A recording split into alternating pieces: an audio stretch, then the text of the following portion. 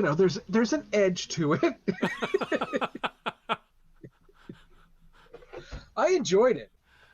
Ryan George, give him likes and subscribes and go watch his episodes. He is absolutely great. He's awesome.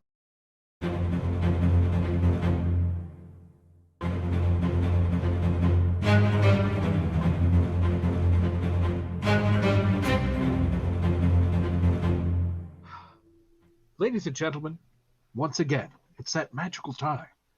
For Soarin Scratchin, I'm Evil Chicken, and lo and behold, this is my partner in crime. I am the Eagle Fan. Welcome back, everybody. I've got something for Mr. Evil Chicken to react to that is comedy. We are going to look at a pitch meeting. Which one, you ask? This is a very bizarre kids movie. This is Ryan George doing the Coraline Pitch Meeting. I love Coraline. Wow. My daughters cried to Coraline. I'm sorry. You evil monster. Well, this is a given. But yeah, my kids adored it. So, would you like to hear what they have to say about the movie? I'd like to hear that pitch meeting. I would like to be a fly on the wall. Okay. That pitch meeting. Well, let's go be a fly on the wall. Message to an alternate world that has alternate versions of her parents. Oh, that's actually perfect. I've been promising my daughter that I'd produce a kids movie, and let me just call her real quick, okay? She's gonna love this. Sure. Hey, Cindy, Daddy's finally gonna make a children's movie, just like he promised, okay? Such a sweet moment. She's super happy. This is really gonna help our family situation. Anyway, Coraline's other parents have buttons sewn into their skulls where their eyes should be. Daddy's gonna call you back, okay, Cindy? Bye, Cindy. What was that about the buttons? Oh, they all have buttons sewn into their eyeballs, and Coraline's other mother has a history of stealing children's eyeballs and sewing buttons in their places. Oh my god. With needles so sharp you can barely feel them. Oh, I thought I heard you say it was a kid's movie. Yeah, kids are gonna love it. There's a talking cat and stuff. Oh, talking cats are tight. They sure are, sir. That button thing sounds like a super horrifying element, though, but start from the beginning. Maybe I'm not getting it. Sure, well, Coraline and her parents move into a new place, but her parents are too busy to spend time with her. Sounds like a good kids movie so far. And she meets this local kid. Come on, a talking cat? It's a kids movie. It's a staple. It's a staple, Dave. You get your talking cat? Yeah, it's a staple for a kids movie. Yeah. The whole buttons in the eyes thing. Look, what can I say? I am a sucker for Neil Gaiman, man. He's like one of my favorites. One of my favorites. We'll overlook that for now. It's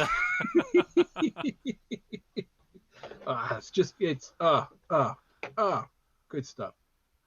Okay, let's hear some more.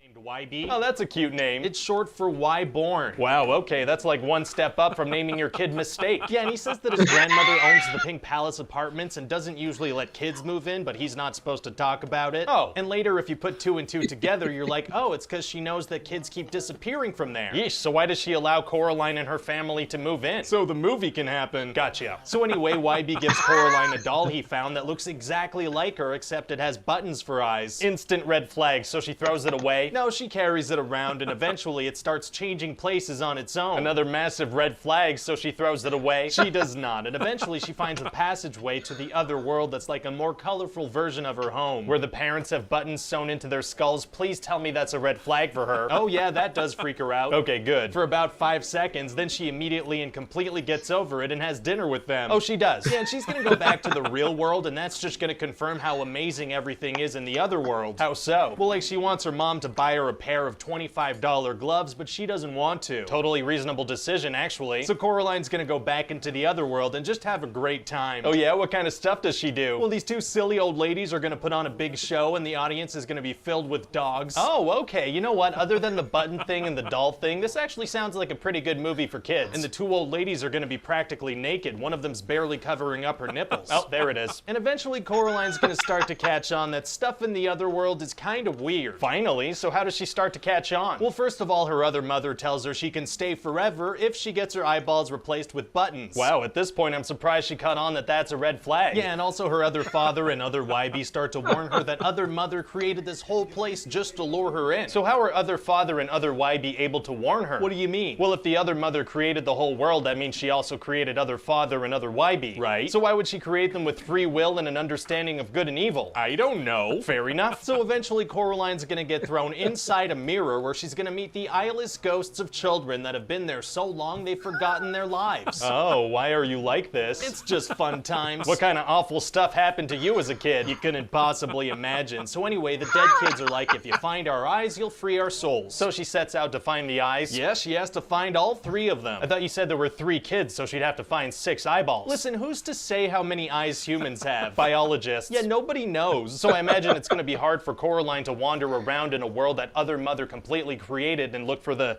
dead kid eyes. Actually, it's gonna be super easy, barely an inconvenience. Oh, really? Yeah, we're gonna say that the other mother has a thing for games, so Coraline's gonna be like, I have a game, let me try to find the eyeballs. And that works. That sounds like an awesome game. You know, it's been a while since I've seen this movie. Does it kind of hit it on the head, though? Well, it does. There are some familiarities. But he didn't talk about the mouse circus. The mouse circus, Dave, is adorable. I haven't heard about the mouse circus. We haven't gotten there. It's okay. Cool. Kay doesn't talk about the mouse circus. She just talks about much of this other horrifying stuff. That the dead children had to go through counseling. Come on, man. Hey, Casper. Think Casper. He's a dead kid. Let's hear the end of this and see how it goes. Okay.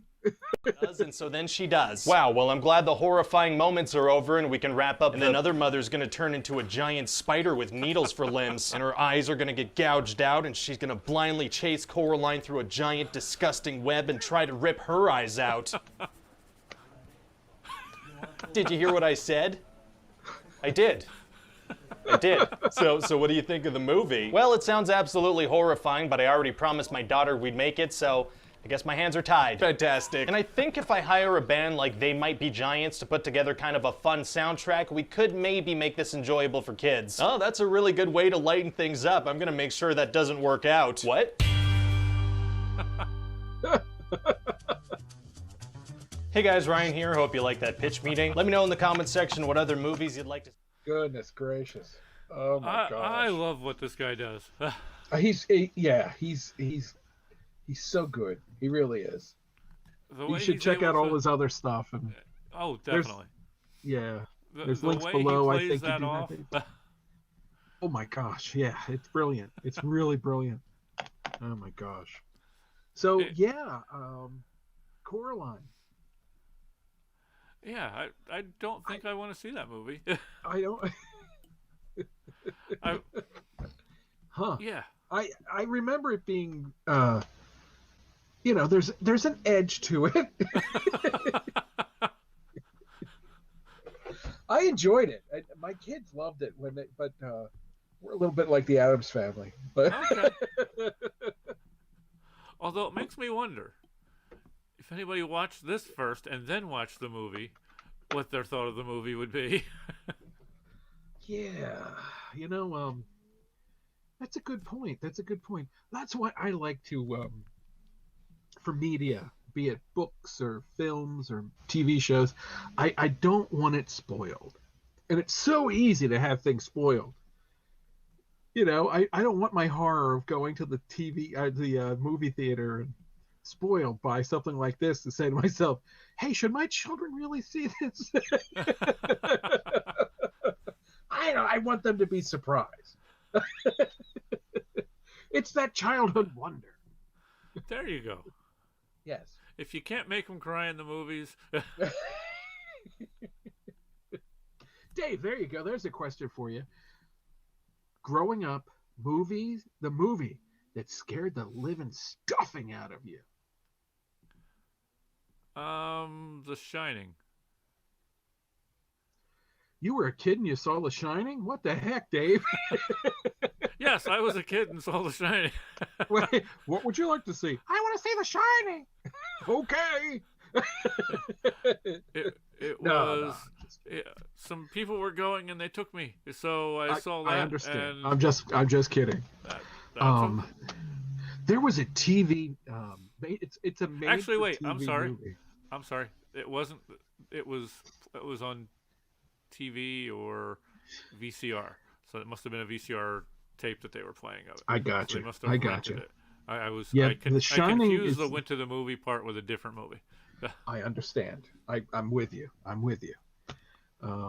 There was this goofy movie in the 70s called Gargoyles, and it petrified me as a kid. Petrified. Never heard of it. It's exactly. Nobody ever did. If you've heard of it, tell me, and you'll know, because it's scary as hell. You know what scared me more than those movies? What? And I don't know if you guys watched these, because this would have been before you would have been at our school. Okay. Did you ever get the videos about the bus safety? They were the worst, but the best Holy at the crap. same time. I loved it when the kid slid under the bus with the snow, blood on the highway. Man, that made me not want to go to the bus. Holy shit! Yeah, that gave you the DCs. They showed you that in like first grade and oh yeah, kindergarten. They wanted to scare you straight, man. Holy crap! This is what's going to happen to you. And that statement's probably really true about where I was I at. still think about that. Yeah, I saw that down in Middle Township, actually, when I was a kid. You saw the same ones then too. Third or second or third, I think third. Yeah, that's a hell of a one. Yeah, the kid gets up on the snowbank, right? And he slides under the bus. I remember that happening, and then there was somebody walking behind the bus. Yeah, there were like 3 things that happened. It's the snowbank kid that I remember. I think one tried to cross right in front of the bus. Oh yeah, dumbass. Yeah, that was a petrifying show. Yeah, that was. This could happen to you. You'd know when they'd show that. There'd probably be a bunch of kids crying that evening trying to get on the bus. Don't make me get near it. He won't get on the bus. I don't understand. He's just petrified. So we got off track a little bit here. Well, kids. We movies. apologize, but it is what it is. Anyway. Yes. Thank you guys for lasting this long with us. Yes. Yes. Comment, like, and subscribe. Yeah, tell us what scared you as a kid when it comes to movies. Yes. What I wouldn't mind tracking some of that down. Or TV show even, or yeah. Book, maybe. What scared you when you were a child? Oh my. And what scares you now? Sorry. That's okay. So thank you guys again. We appreciate it. Indeed. Stay safe. Ryan George, give him likes and subscribes and go watch his episodes. He is absolutely great. He's awesome. Get on there and watch this one from start to finish. We probably made you miss a few little things in there. It's definitely worth it. I've probably watched this very one probably 5 times, and I still laugh every time. It's a great one. Every one of his is great. So thank you guys again. We appreciate it. Indeed. Stay safe and healthy. True. Keep your eyes to the sky. Your ear to the ground. Thank you so much. Take care, everybody.